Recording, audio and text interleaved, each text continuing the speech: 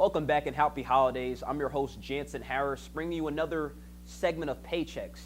This week in the NFL, the teams I feel are making and hitting their strides right now. And playoff time's around the corner, and it's approaching us, and everybody's just getting where they need to be. And some of the teams right now are hot.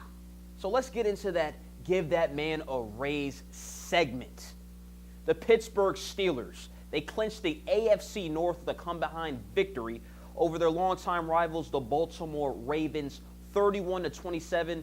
The Steelers are now 10-5 and control the third seed and have a one-game edge over the Houston Texans. And because the Steelers scored 3 touchdowns in the fourth quarter, they proved they are a clutch team. I'm giving the whole Steelers offense a raise.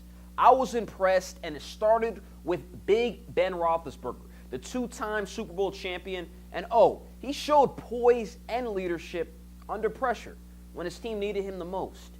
I was just impressed that he was able to overcome the 2 early interceptions. And the 2 touchdowns he threw late, including one to Antonio Brown, sealed the victory for them and the division title. And what's most importantly for them is that they will go into the playoffs with that first game at home, which they'll probably lock up the 3rd seed. I don't see them losing that. They won't grab the number 2 seed over Oakland or the 1st seed over New England, but they will get that home game, and in the playoffs, they could go deep. But let's talk about the post-game interview.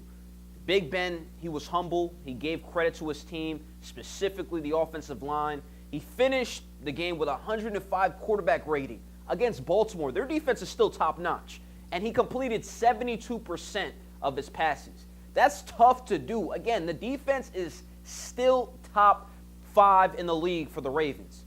And Tomlin, he emphasized a little bit that he was impressed with the fourth quarter Ben had. But I'm surprised he didn't mention Le'Veon Bell and Antonio Brown more, because those are key stars in the offense. Let's start with Bell. He's a championship-like running back. That's what I like to call him. I also like to call him Mr. Consistent, because since he's returned back from suspension, he's been the heart and soul of this Steelers team. He rushed for 122 yards. He had a touchdown score. This man could do it all. And what I love about him the most is that he's a complete back, complete workhorse. He could run, he could block, he could catch out the backfield. He's balling.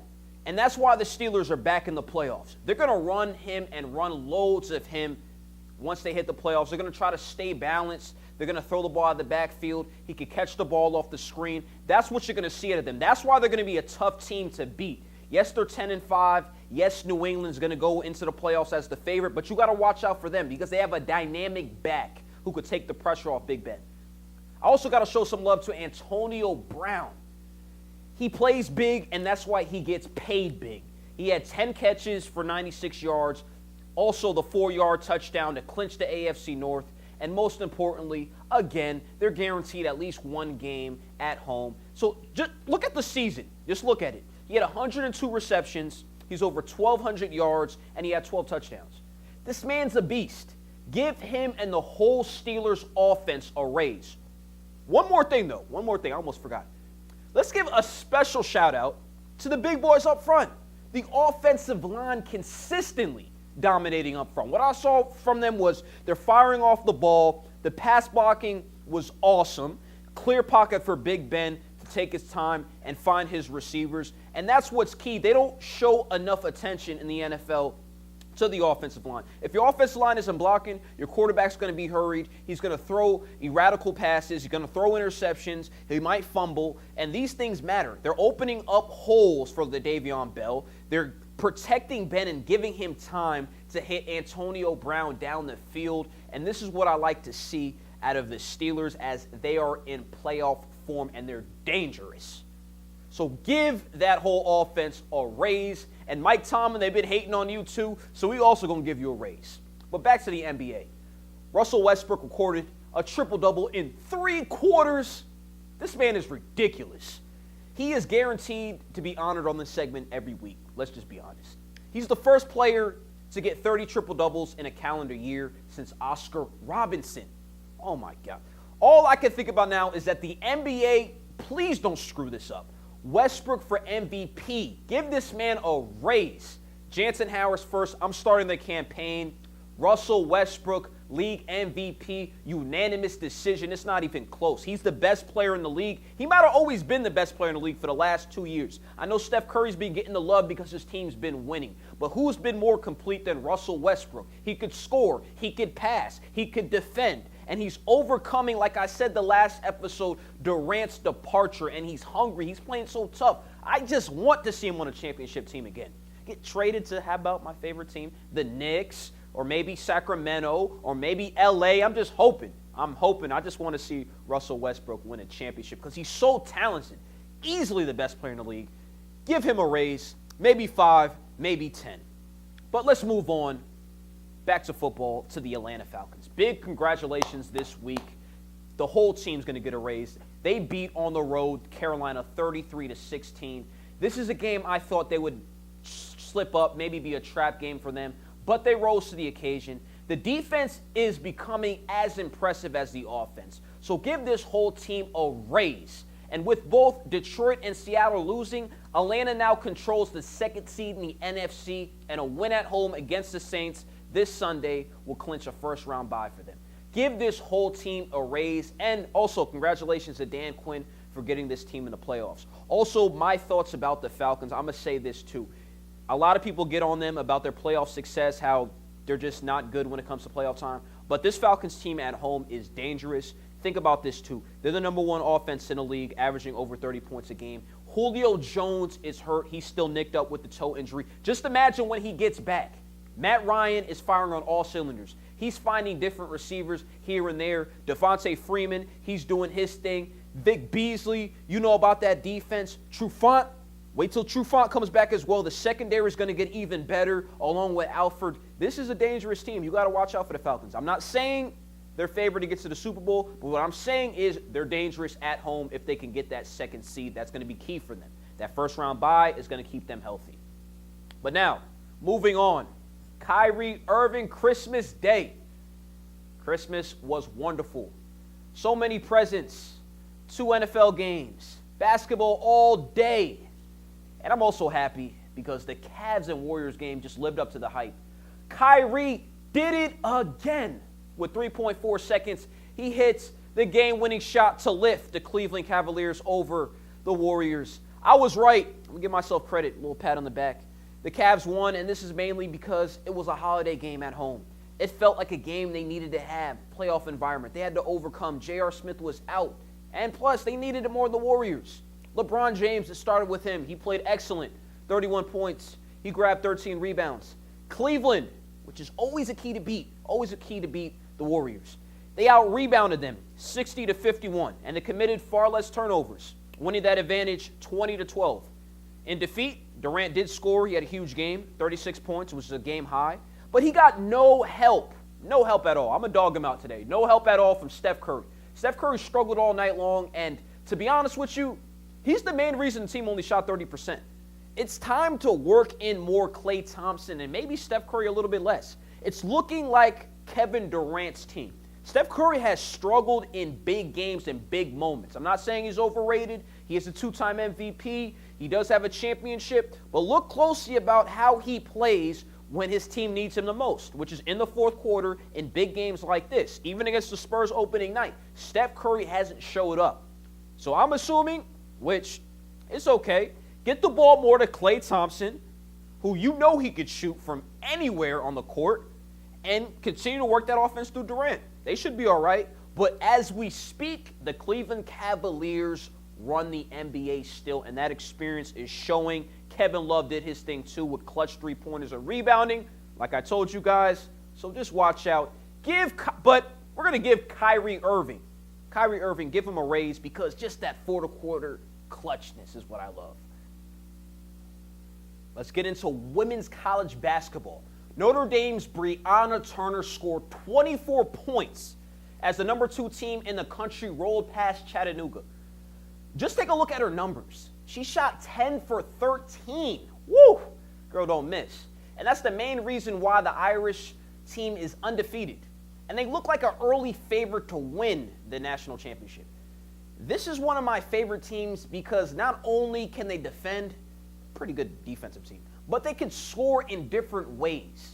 So far, they're looking like a complete team. And the main reason why is their star, Brianna Turner. Even though you can't pay the college kids, give this girl a raise or some type of paycheck. We have to also point this out. Brianna Turner is the first lady to be on the segment. So special congratulations to her. She deserves a paycheck. And pay these college kids. Now, return your paycheck segment of the show is the negative part of the show, where we point out the teams, coaches, or organizations who were flat out, let's be honest, horrible. And yes, if you think this is a form of hate, well, technically, you're right. Let's start with the Seattle Seahawks. I've been saying this all year. They're overrated. They blew the second seed to Atlanta, a terrible home loss to the Cardinals. Still don't see how they lost this game.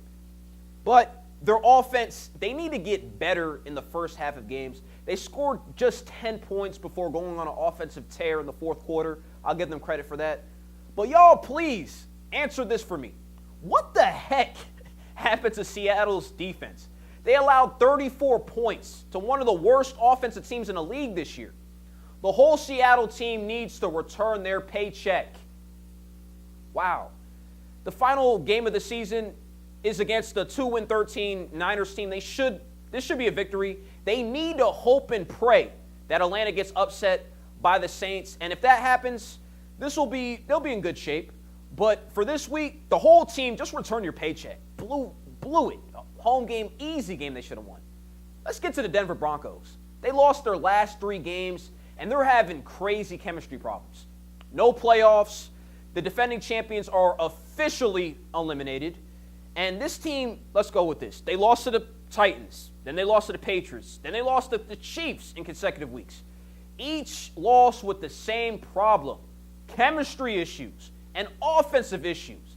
This team is a mess. They can't run the ball. And Trevor Siemian, he lost his confidence. And he looks so inexperienced out there.